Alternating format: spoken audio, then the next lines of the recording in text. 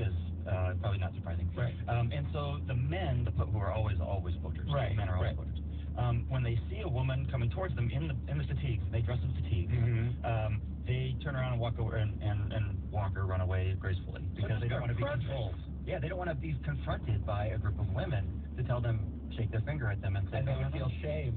The men. Wow, that's interesting. Well, good for them. Yeah, it's amazing. So almost 80%. In rhino poaching in particular, they've cut by 50%, despite the fact that they are unarmed. That's amazing. It's incredible, isn't it? Mm-hmm. So I was interested in looking at the impact of the program on the women themselves. So it was a social impact study, and also the impact of the women on their communities and whether they're like changing the mood and opinion of the communities towards rhinos, towards wildlife, towards poaching, and also how the team could probably be improved. Right. Talking about that. Wow. It changes the women fundamentally. I mean, they are different people. Yeah. Are the rhinos happy to see them, or they just don't understand what's happening? The rhinos are not the smartest animals, so maybe they wouldn't know that. Yeah. They're some things need love too. Well, just look at me. But I'm going to say the same. I love you both. How funny. Bill did look at both of us just then when he said that. I know.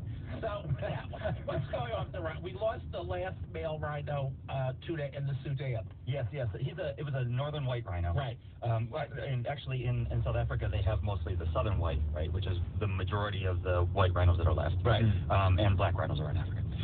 But the northern white was thought of as a separate species because it's genetically distinct and has been geographically separated, from the southern whites for many, many, many years. And unfortunately, at one point we were down to, now we're down to 2.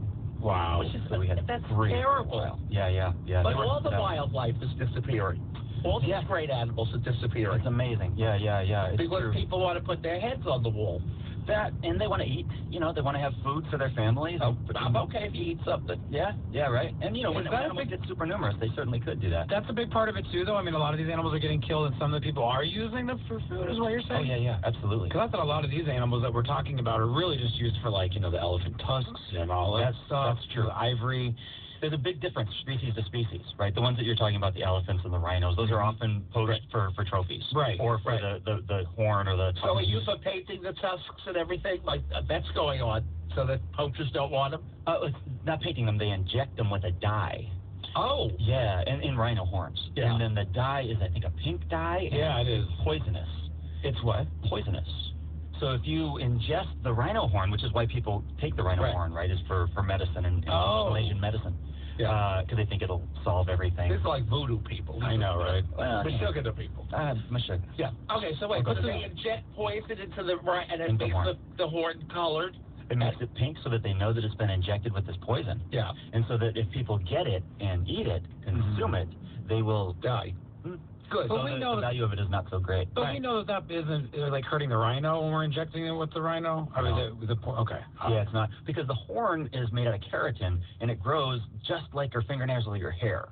Oh, really? It's the same protein. It comes right back? I mean, yeah. That's why when you cut off the horn... I was telling you about that English guy who's got, I think, 200 rhino or 2,000. He's got a whole 1,000 rhinos. Yeah. And he cuts off the horn.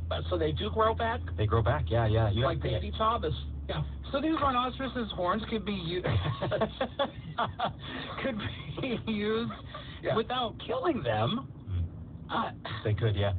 What jerks. Yeah. These people, these poachers, these trophy hunters. It's just horrible. Yeah, the trophy hunters for certain. Yeah. The people who hunt them because they're trying to make a living, you can kind of feel a little empathy for them because there's... Would you stop all trophy hunting? At present, I would. For not all trophy hunting, but for rhinos, absolutely. Yeah. Because there's just not enough of them to be able to have them killed, right? And take the money from that and invest it back into conservation. There's just not enough. What other animals are endangered from hunters? Rhinos or elephants, rather, are really badly that way. It's amazing. Yeah. We're losing elephants? Oh, yes, 96 elephants a day on average. What? Can we take them out of our circuses, please? Yeah. Jeez. They're going. Well, circuses are going. All the pet stores are going. All that stuff. It's that commercial. I keep thinking over and over again about the snow leopard.